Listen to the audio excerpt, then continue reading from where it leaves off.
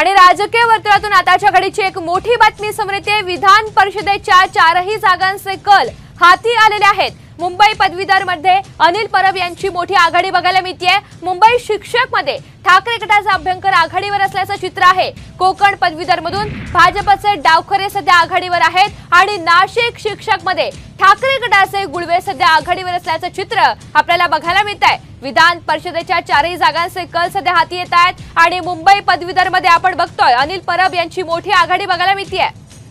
तिकडे मुंबई शिक्षक मध्ये ठाकरे गटाचेच अभ्यंकर आघाडीवर आहेत। तिकडे कोकण पदवीधर मधून भाजपचे डावखरे निरंजन डावखरे सध्या आघाडीवर आहेत आणि नाशिक शिक्षक मध्ये ठाकरे गटाचे गुळवे सध्या आघाडीवर आहेत।